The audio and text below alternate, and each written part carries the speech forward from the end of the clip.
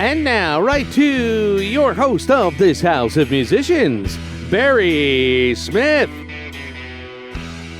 Hey, folks, good evening, and welcome to this House of Musicians radio show on Reality Radio 101. We hope you enjoy the next hour with us as we do our small part to help promote musicians, bands, and venues. Gary LaBar, how are you? I'm fine, sir. How are you? Did you enjoy this beautiful day in the Toronto GTA? Beautiful day indeed. It wasn't raining for a change. That's right. True, but everyone's grass looks great. Beautiful. Everyone's grass is nice and green, so that's a wonderful thing. Gary and folks, tonight we have the one and only Gene Champagne on the show. Gene is from the band Teenage Head, the Killjoys, and his own band that he fronted called the Unteens. We're going to listen to a couple of Gene songs here this evening, and help me welcome Gene Champagne. Gene, how are you? Good, Barry. How are you? I'm doing good, thank you, Gene. It's an honor to have you here. Boy, you've had a long musical career. I remember growing up with Teenage Head. They were ever popular in the towns where I visited and the places I grew up. So and so on. What a great music career you've had. I guess back then being a drummer with Teenage Head. Let's start here, Gene. How were you introduced when you were little by music? How did you get involved in music? What made you like music? Was it an older brother with an album collection? Were your parents musicians? Just curious how and what you were listening to when you first started getting into music. Well, it's funny. It's sort of a combination of both, really. You know, I obviously had an older brother, and he passed down a lot of music to me, and I'd go through his record collection. That's sort of how I found my bands that became my very own, you know. But I do have a fond recollection of being a kid and, you know, being in the running errands with my mom, being in the back seat, and we used to have CKOC, our local radio station, back in the day, and I would hear songs that, you know, I can still hear them in my head today. You know, I hear the Teenage Head back then. I used to hear Let's Shake Something on My Mind. This Beat Goes On by our friends the Kings, and you know, they were ahead of my time a bit, obviously, but I definitely remember hearing that, you know, plain as day, and that certainly. Teenage Head became one of my favorite bands growing up. They were sort of my heroes. You know, I know they were from Hamilton, but I lived outside of Hamilton and Stony Creek. But when you were a kid and that was a bus ride downtown, that was like, they were the stars. That was sort of like going to Hollywood for me, you know. It was an exciting time. Awesome. Yeah.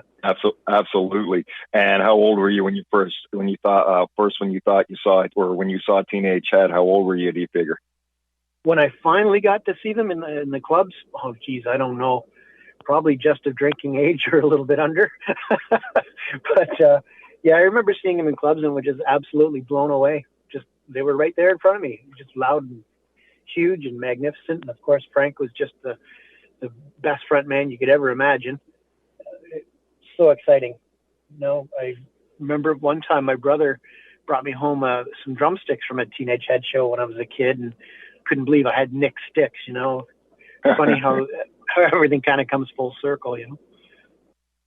Absolutely, that's amazing. And so now when did you start playing drums?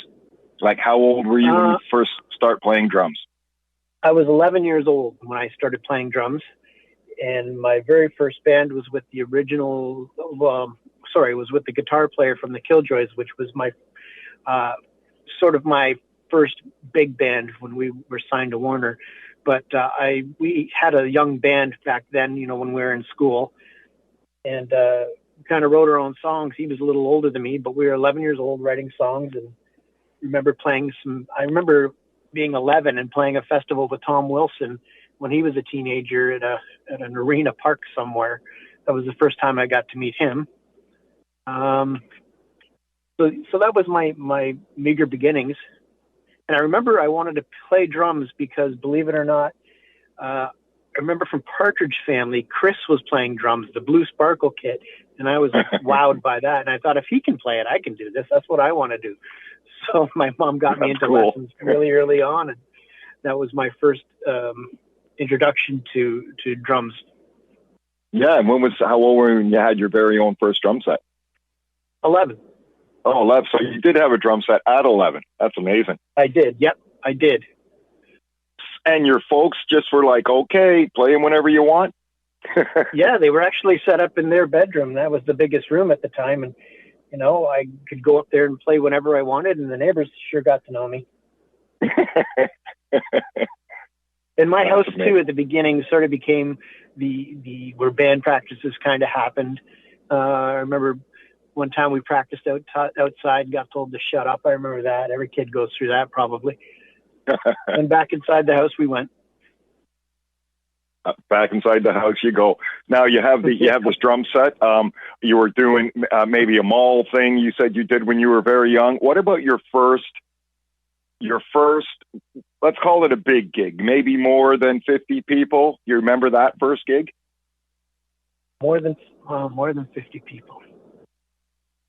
It might have been when I was 11 with when we played an arena in Stony Creek. It was cool. A small local festival, and that's when Tom Wilson, Tom from Junkhouse, and David Avery, they were in a band together. Well, I think they were doing more folksy kind of stuff at that time. They had acoustic guitars, and that would probably have been the first big one. That's incredible. Not too many artists get to showcase their stuff on stage at 11 years old. So that's pretty cool. Yeah. You know, it might not have been our crowd at 11, but they were there. Right, they were there. So now let's move ahead a little bit. Then, did you meet some guys and get in a band and create a band through your teens and continue to do gigs and whatnot? Yeah, well, my first band when I was 11, I was in it with a fellow named Mike Treblecock, and he was who was in the Killjoys with myself, and there was another bass player named Shelley. So that was the first band that we were in, and I can't remember even what we were called at that time because we were just young. It was something really lame anyway. And so that was our first introduction, and we started writing our own songs. For some reason, I can still hum a few of them. And then that sort of morphed into another band. Had another friend come in, and we started still writing our own music. We never ever did play other people's music for the most part because, you know, we just weren't that good at it. So writing our own was a lot easier, it seemed. Right. It wasn't until high school that we kind of started covering a little bit, you know, obviously. But my favorite bands were Teenage Head, Forgotten Rebels, a lot of local bands. So we covered a little bit of that. I remember covering Picture My Face from Teenage Head and Rona Barrett from the Forgotten Rebels, Tell Me You Love Me from the Forgotten Rebels. And then we just threw in our own songs. After that, so that band became what was called the Monday Nuns. And then we played around in Hamilton. We were probably just coming of age, playing the bars at that time. And then that band all of a sudden became the Killjoys, where one of the members left, and we became a three-piece. And it was in '93, I believe, that we just started rewriting new songs, and it seemed like we flicked a switch, and we just sort of became the band that we wanted to be. It was really, really memorable. We just kind of dug our heels in. We said, "This is it. We're onto something. Let's make a go with this." And we, you know, put money together, and we went and we actually made our very first record.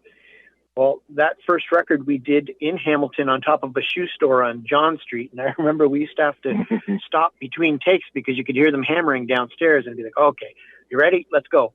And we did it on, it was an 8-track and some DAT machines at that time. Are you familiar with those old things, the dinosaurs? Absolutely. Sure. Yeah. So we ended up syncing up a couple of them, and that actually became our first record that Warner put out. We remixed 2 songs, and that was the one that you would hear on 102.1. The Edge sort of picked up on a couple of those songs, and away we went. Yeah, released 1994 through Cargo Records. The album was called Starry, right? Cargo? Should have been released through WIA, Warner Music Canada. Warner Music Canada, yeah. No. Cargo. Can't remember if Cargo maybe distributed something, but we were just signed directly with Warner. Perfect. And the album's called Starry, 1994. And the singles were Today I Hate Everyone and Dana. Dana was the first song that we actually put out.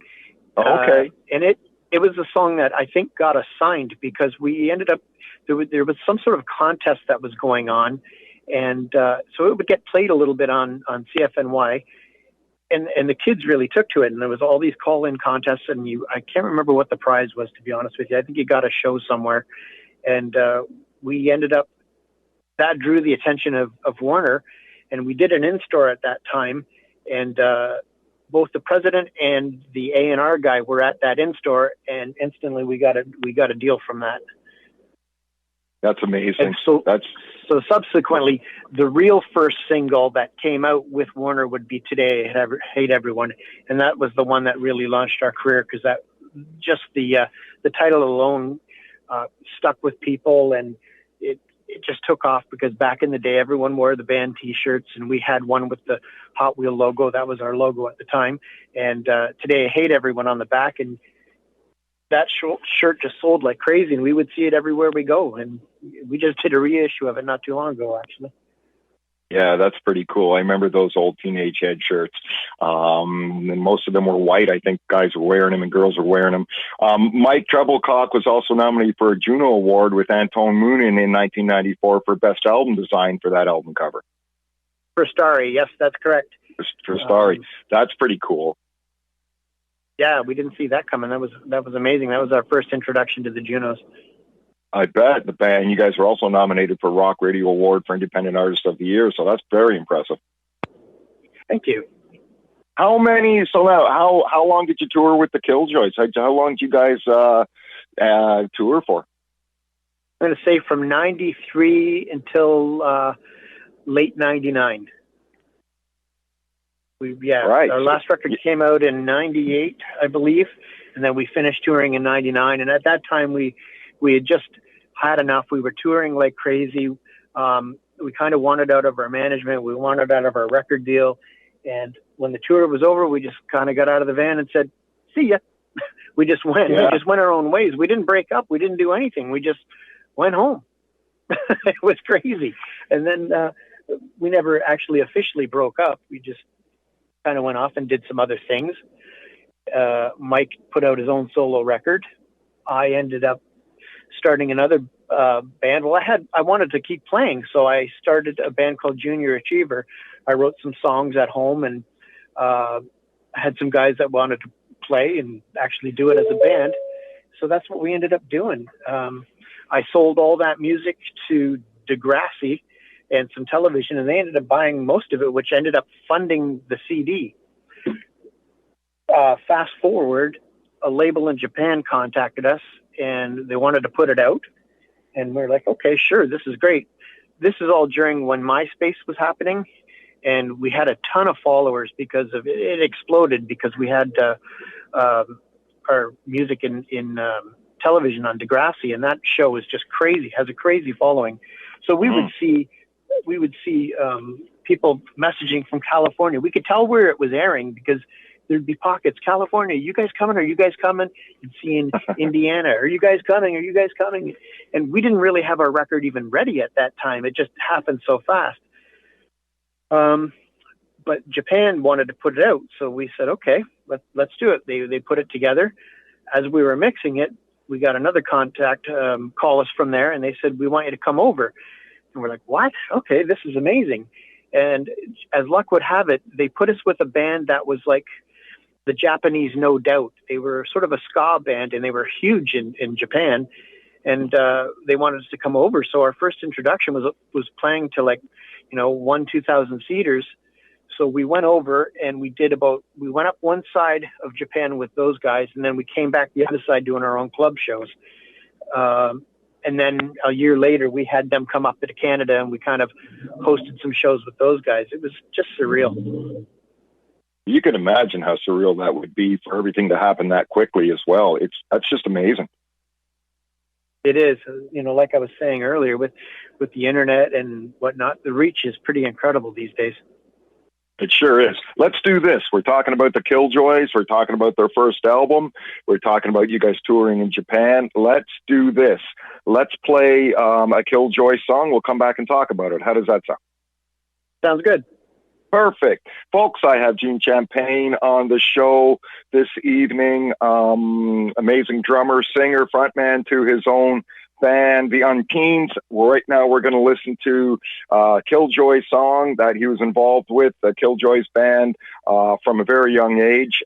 This song's called Today I Hate Everyone, right here on this House of Musicians on Reality Radio 101.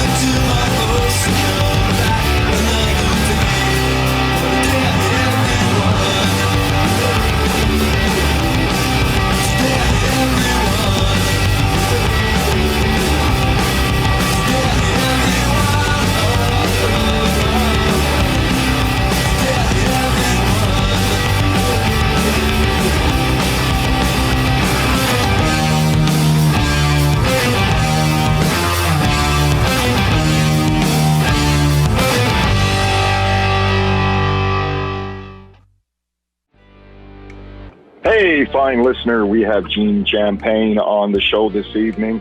Gene, I want to talk to you about the Killjoy song Today I Hate Everyone and how you guys came up with that song. Was it near the end of the tour? No, it was early on, actually. Actually, Mike came up with that song. He wrote it in its entirety. I remember when we used to play songs over the phone and, sort of get ideas going back and forth. And the first time, it might even be about me, who knows, because he played it for me. I said, that sounds like a country song, because he played it on acoustic. And, he had it all done. So I really don't know what the basis is. I just love punk songs, but I just need to know why most of them are 2 minutes long. Like, if you guys are doing a show, don't you have to have 70 songs to do a show? Yeah, you need at least 70 songs to do a show, exactly. I just don't think we have the attention span to write anything more than 4 minutes. I think that's the problem. Right, yeah. Some songs are 10 minutes long, 8 minutes long, 7 minutes long. I noticed a lot of punk songs are like the early Beatles songs, 2 minutes and done. Yeah, well, the radio hits, right? Not only that, I mean, who wants to solo that much? No kidding, eh? After the Killjoy, so you come back from Japan, what happens next? After that, Killjoys, and then I did Junior Achiever. And then after that, I took a break from music. I actually had a tour bus company. So I owned some coaches, like the rock and roll buses, and I basically toured all over North America, taking other bands because I was familiar with the industry. And I did that for a few years. And then I decided that I didn't want to be on the road anymore. And I was at the point where I was hiring other people, and I just thought, I just want to play. That's all I want to do. My mom was getting sick at the time, and I thought, you know what, I don't want to be in the middle of, Idaho or something weird and have to race home, and here's a band stranded on the road. And I was getting nervous about that, and I just kind of put the whole tour of us thing to bed and came home and went to the local bar, which Lou Molinaro, he's a friend of mine, he was running that along with two of his friends. A place called This Ain't Hollywood, which is sort of like it was the cool rock and roll bar in Hamilton. I would frequent there and see bands and get really inspired. And then Lou sort of took me under his wing and kind of reinvented music for me, asking me to play with different people. And I got behind the drums again. And that's when I started playing with Tung Fu, which was his band, and Gordy Lewis from Teenage Head was in it. And that's how Gordy and I really kind of got connected. And from then I went and did some stuff with just Gordy, doing some recording at home and whatnot. And then Gordy called me to do a show with Teenage Head because Jack was sick, and he gave me 2 days to do a festival. I said, sure, I'll do it. And that's how I became a Teenage Head.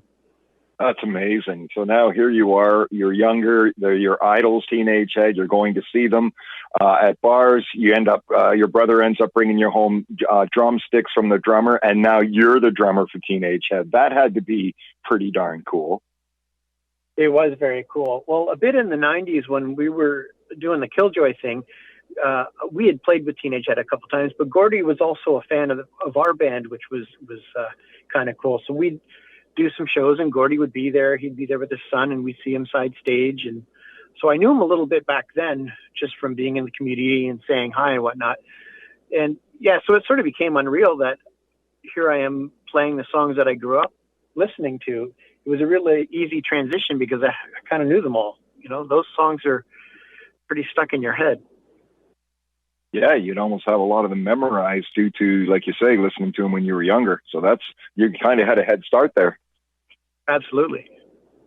Talk to me about some bands you've opened up for with Teenage Head. Opened up for? Usually we headline most of the stuff. Did you? Okay. Most of the shows we headlined. But we did a bill with the Headstones not long ago at the Danforth, a couple of years ago, the Danforth Music Hall. We'd play with those guys.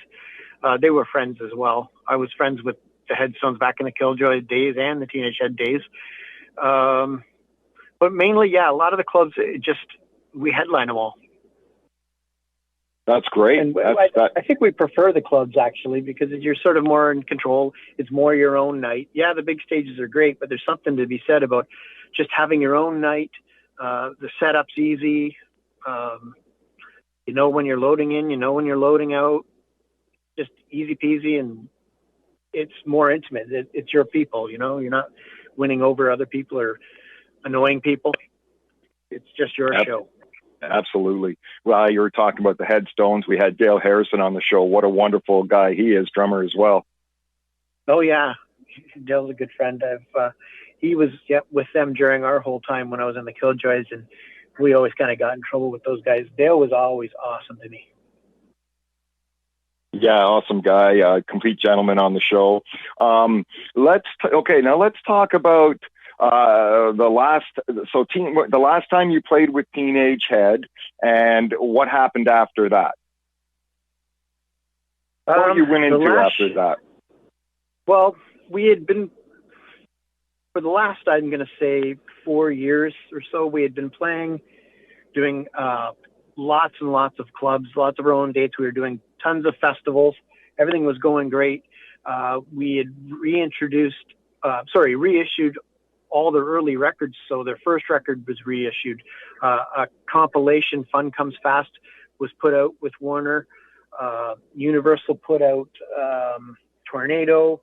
So Unidisc just put out Frantic City and Some Kind of Fun. So there's probably been about 5 or 6 reissues of all their classic records. During those 4 years of playing, 2 of them, we were followed around by a documentary crew that was doing the film Picture My Face about Teenage Head and their history, sort of leading up to today. And so they followed us around for 2 years, and that just came out on TVO. I'm going to say must have been, I can't remember if it was January or February. I'm so sorry. But you can still see it on YouTube. It's called Picture My Face. And again, it's their history, their beginnings, morphing into where the band is today. And of course, it touches on Gord's anxiety and depression, and people had no idea that he was struggling as much as he was. And I think when they were following us around for those 2 years, that story kind of told itself.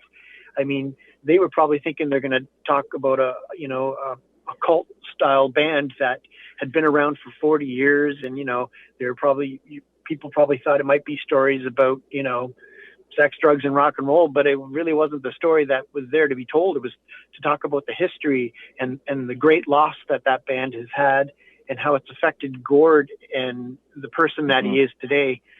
And it's quite moving, to be honest. It really is. I saw the movie probably about 3 months ago. Definitely quite moving, and so down to earth. You guys seem like one take in the studio kind of guys. You guys, when you guys go in the studio to do a song or make an album, is a lot of it 1-2 takes? Because that's what it feels like. I never did a studio record with Teenage Head, so I can't answer that question. I do know that we don't really rehearse. So if we do a show, I mean, those guys have played it for 40 years. They know every note inside and out. Right. We just kind of show up, show and go, basically. For those guys recording back then, I couldn't tell you. I want to talk about something pretty serious here. I know that everybody knows that you had COVID, and you had it pretty serious. There was lots of information online about that, and lots of get wells to you. Let's talk about that, man, because that must have been pretty damn scary. It was scary. So leading up to it, I mean, if you want to talk about Teenage Head and where things kind of landed, before I kind of get into the COVID story, so the documentary came out, and we had sort of plans with that, thinking, okay, it's going to come out. We were taking a hiatus. Our last show was at Christmas at Q107, and we thought, okay, we're going to just take a break. Let's cool our jets. The documentary will come out, and then we're going to go out and kind of support it. Maybe we could do some shows where it's you see the film and the band plays, or maybe that kind of a scenario. Well, with COVID, the breaks were just put on. Everything was on hold, and here we are 2 years later. Well, for me, the first year that kind of COVID went by, no one in our area was sick. You always heard about, my cousin's sister's best friend's uncle. It was so far removed. Yep. You thought, okay, well, it's, nobody here knew of any cases or knew someone personally. And, but we did, my family certainly followed all the precautions. We masked up. We didn't see anybody. We stayed within our bubbles. We were trying to be very, very careful. And I ended up contracting it somehow. And it was through another workplace that I had to frequent. But we were all trying to be very, very careful. But a few of us got it there.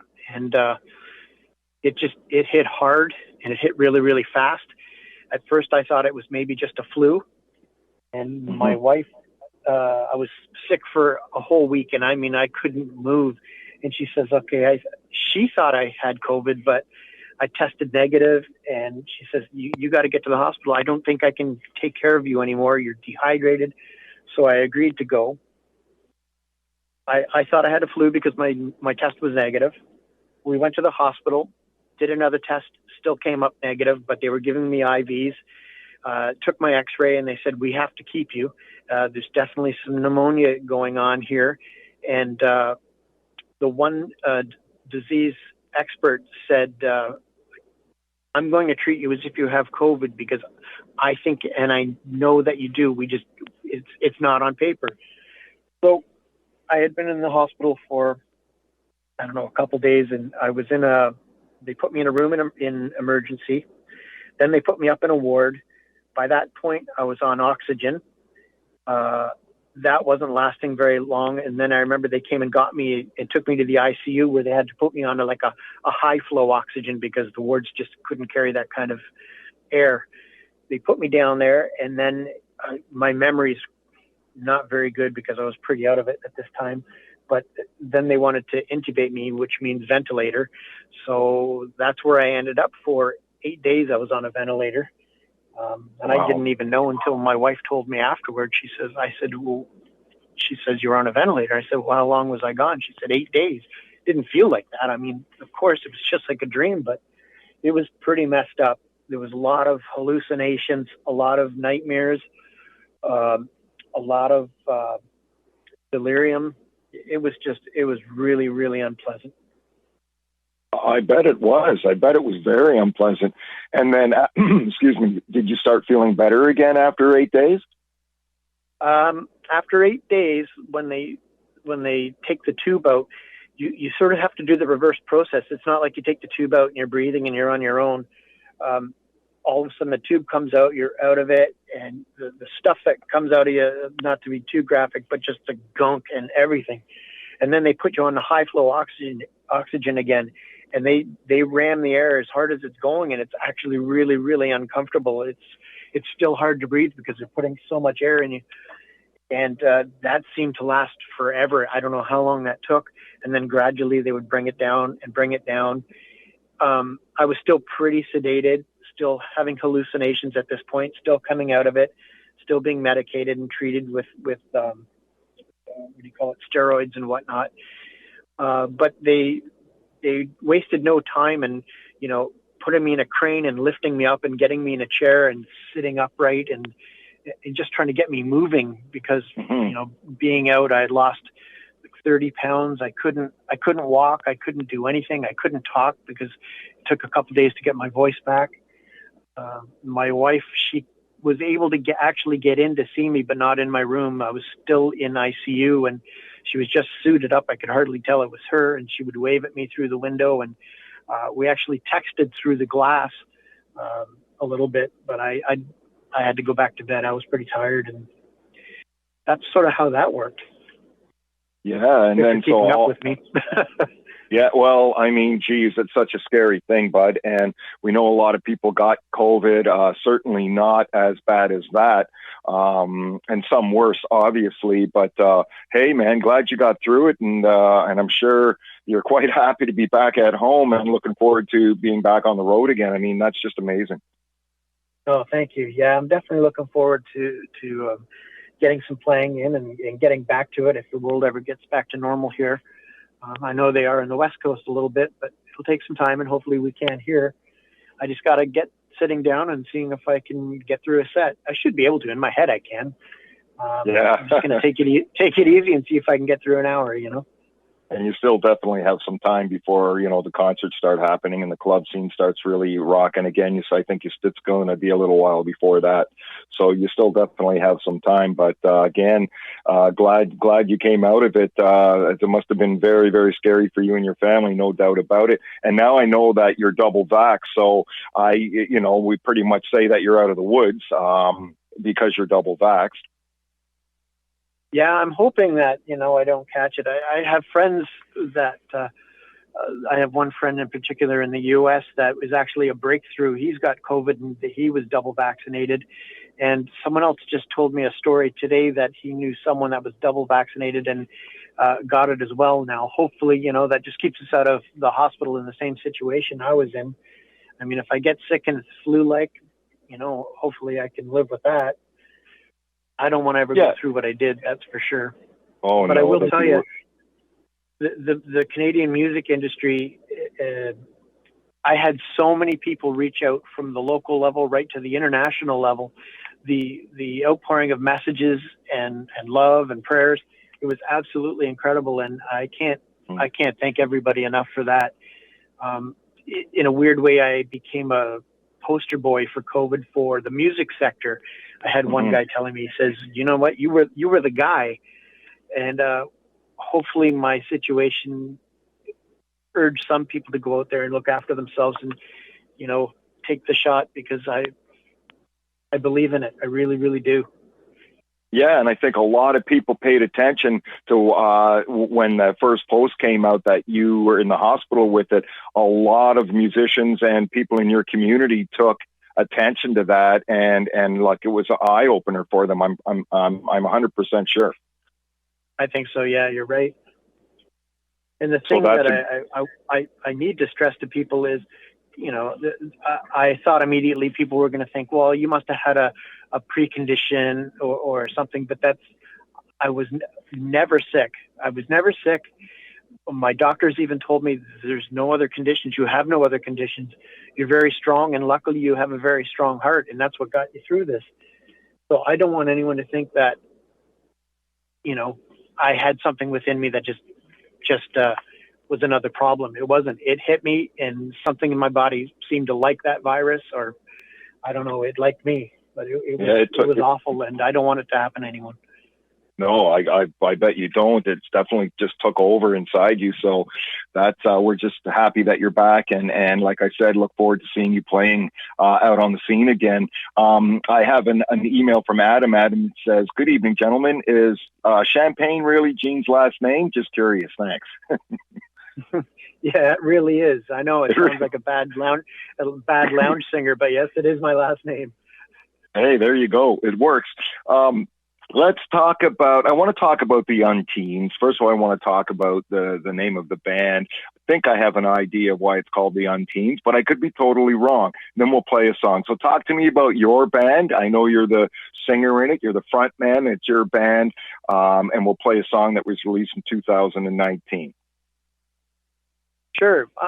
The reason I chose the Unteens was it's sort of a spin-off. I remember you read some smart aleck comments like teenage head. Oh, that's more like middle-aged head, and it's sort of a spin-off of that. Is we're older guys, and we're certainly not teenagers. And I just thought the Unteens was kind of funny, and put it together, and it worked. Sure did. How many gigs have you done? Have you done any gigs? I guess this was just early COVID or just before COVID. How long have you been doing the Unteens? I did. It was sort of a side project with Teenage Head. I mean, I still want to play guitar and write some songs. Teenage Head is sort of my main gig right at the moment, but we just do a few openers here and there, or just have fun with it. We don't put too much pressure on it. You can go and buy our stuff on Bandcamp or Spotify. We put some vinyl out, a 7-inch, so you can get it there. It was just a lot of fun to do. Hopefully I get to do it again, maybe get some other openers in. Yeah, and do you have the whole album, correct? Called the album's self-titled album, The Unteens. It's a whole album, correct? I don't have we have a full album recorded. It's just not out, but we do have, there's 3 singles on like Bandcamp and Spotify and whatnot. And there is a 7-inch, which has the song you're going to play, Become Unfriends, and the flip side is Rock and Roll Boy. So that is available, but I do want to put out a full album. It's all ready, recorded, and close to being mixed. I think I'll put that out maybe, hopefully in the new year. I'd like to get that done. That'd be great. Folks, I have Gene Champagne on the show. We're going to listen to the Unteens, the album that was released in 2019, 3 singles off the album. We're going to listen to one of those singles right now called Become Unfriends. We'll come back and talk about it right here on this House of Musicians radio show on Reality Radio 101. Did she lose her mind? Didn't see it coming, I was blind. This thing called love so kind. I just wanna go home. I took some drugs, it ain't my thing, but I was going nuts. There's nothing for the both of us. I just wanna go home. I'm coming over 'cause I need you around. It got quiet, then she made this sound. She said, I think we should become unfriends.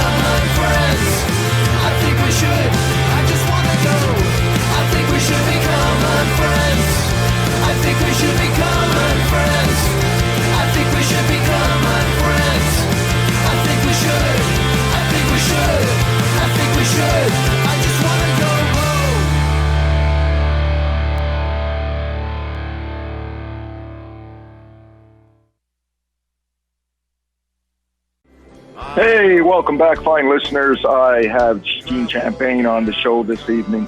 We just heard Become Unfriends from his album, The Unteens. Gene, talk to me a bit about how you came up with the song Become Unfriends. Social media. It's, you can lose a friend in a click of a, get rid of a friend in a click of a button. That's what that's all about. It's just a tongue-in-cheek statement. And what are you working on right now? I'm going to sit down. I'm going to start playing some drums and see if I can get back into shape for an hour set here and there. And I've actually been really optimistic about maybe doing some new material.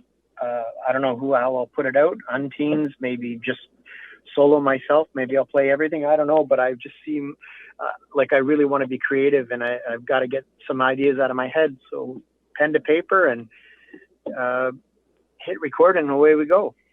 Good for you. And who do you listen to if you're just driving in the car or doing something around the house? Who do you listen to? I listen to all sorts of stuff. I don't listen to Teenage Ed too much anymore, but I love Ramones are my favorite band, Gary Newman, B-52s, The Boys, Alice Cooper, a lot of, pop punk stuff like Green Day. I like Foo Fighters. I think of, all sorts of stuff, really. Good for you. Yeah, absolutely. And tell me this, the best jam you think you've ever played in? See, that's the thing, is I'm not really a jammer. I don't really just get up and jam, but I think the most fun I've ever had playing is probably with Teenage Head. Just because I know those songs, I love those songs, and just seeing, being able to play those songs and see how they affect the people and be with the crowd and keep them moving. Gordy once said to me, keep them dancing. And he was right. He's got the songs and you keep them dancing, and it's an incredible feeling, actually. Yeah. And it's a bit like autopilot playing those songs, Well, they would come so naturally too to you after playing them for so much or so many times. Has anybody come out on stage, another artist or musician come out on stage and played with you guys in any of your bands that you've played in? No, I remember I jammed one time with the Roadhammers when I had them out on the buses. We were at a bar somewhere out west, and I played with Clayton and Jason McCoy. I did that. Cool. That was kind of fun. Who else? You know what? I really don't know. I really can't answer that. How about this? It's a favorite part of my show when I ask the artist. I'm going to put you a bit on the spot, but tell me a crazy rock star story, something on the bus, in a hotel room, on stage, something crazy that's happened. Crazy? Well, I remember one time in the Killjoys playing with the Killjoys, and I think it was in might have been Kingston. I remember we were playing for it was a university. It was a big show, huge stage, and I remember playing, and all of a sudden Mike was gone. The singer was gone, and just the guitar stopped, and I couldn't find him. And all of a sudden I heard splang, and then you see the guitar come up over top of the stage and land on the stage, and then the guy lifted himself back on. He had fallen off the stage, but he kept going and managed to finish the song. That's something when one of the guys falls off stage. It does happen. It happens. I think it happens a lot more than what people think. That's for sure. How about? Yeah. Let me ask you this: your favorite song to play on stage? Do you have one? There's a couple favorites, actually. I do like Let's Shake. It's just a fun song to play with Teenage Ed, and I do like playing Today I Hate Everyone with the Killjoys. As far as drums go, they're probably my two favorite. Was it hard to morph from playing drums for so long to being out front? Yeah, that was a little bit difficult because you're so unnerved, right? You can hide in the back, but you're bare bones out in the front. Yeah, it took a little bit getting used to, but if you're loud enough, you seem to hide in it. Well, and An acoustic guitar is still scary, but if you got big amps, I don't know, maybe you assault them with loudness and you can hide behind it. You can hide behind them. And the other thing too is if you're out front and you're first coming out on stage, I guess once the crowd's into it and dancing and clapping and dancing and moshing and doing whatever it is that they do, you kind of get them on your side. Then you're a little at ease after that. Yeah, 2 or 3 songs in, you're sort of you found your legs and you're good to go. But it's the first 2 that scare the shit out of you. I want to ask about your creative writing process, Gene. How you go about writing a song? Do you play guitar? I do play guitar. Good for you. Usually, it comes with a melody that just sticks in your head, and you'll play it out a little bit. Words seem to be the hardest thing for me. Words are like math to me. It's not my thing. So I generally come up with a melody and song structure. I do a lot of a lot of mumbling, sort of kind of getting the rhythm and the phrasing right, and then I sit down and finally the words kind of come into place. Sometimes I'll have a great line or two that I've stowed away, and that will sort of be the forefront, and then I work around that. And lots of times I'll write lyrics and they'll be pretty bland. I try to get the idea across, and then I'll go back over top of it and I think, well, how can I make this line better so that it speaks more truthfully, or speaks more street or from the gut, and then I'll tweak it a bit so that it has a little more edge to it. I'll still convey the same thing, but I'll try to use better words. Right. That's my formula. Yeah, that's good. Let's step back a little bit and talk about Japan. I've heard artists talk about playing in Japan, and the people are just crazy there. They're so dedicated to the bands there, as in following you around wherever you go. Was it like that with you guys? 100%. It's everything they say it is.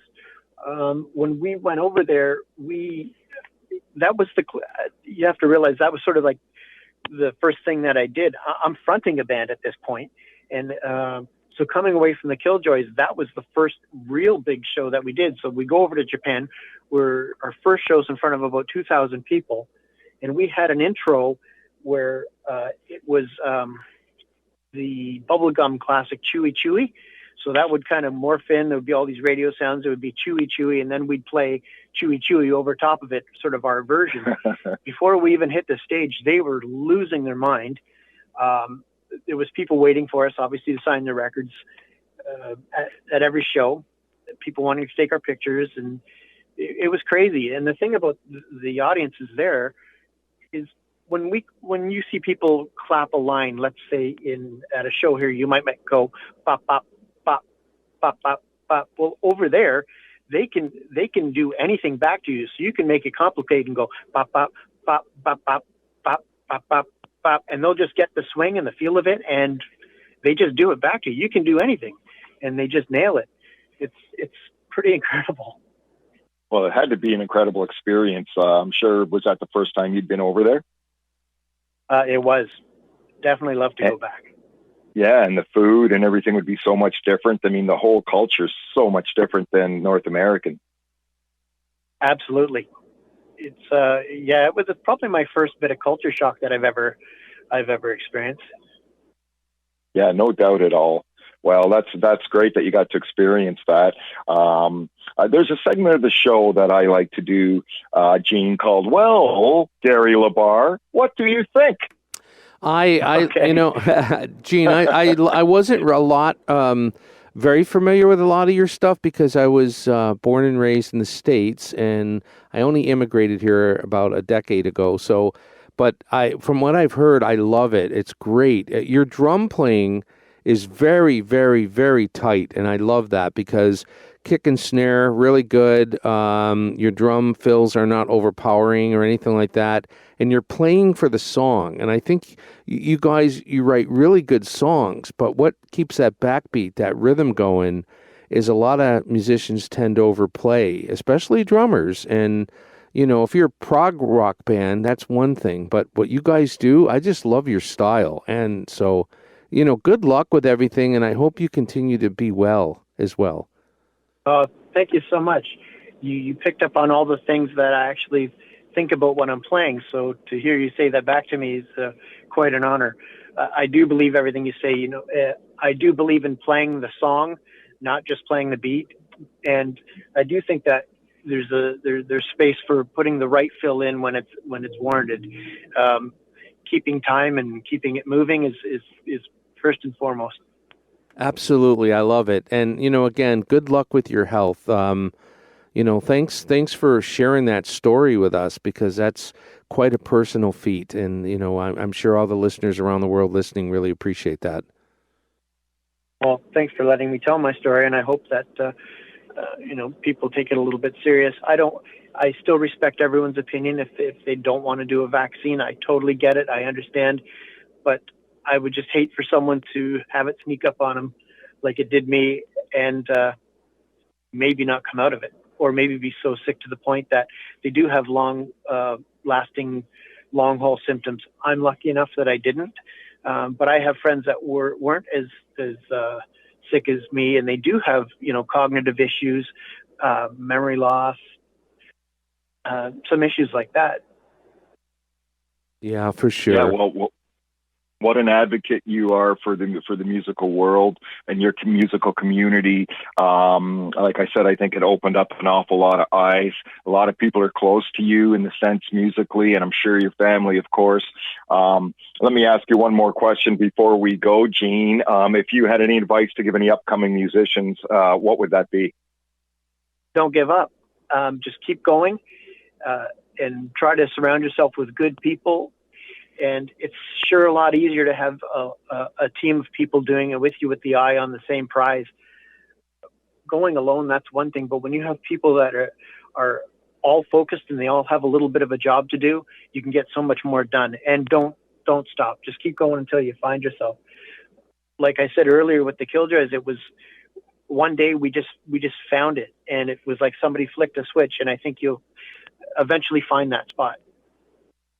Work hard and keep at it, and maybe something will happen for sure. Gene Champagne, thank you so much. We are honored to have you on the show. We're so happy for your health today, and my wife and I are avid concert goers. So when you get back out there, we'll come and see you guys play. I can't thank you enough for being on the show this evening.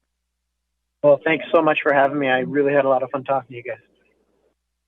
You're welcome, sir, and thank you. And to the listener, I say thank you for being here, and always dance and sing. Let the music bring your soul to the surface for all the world to see. Until next time, have a shuffle your feet kind of week, and good night.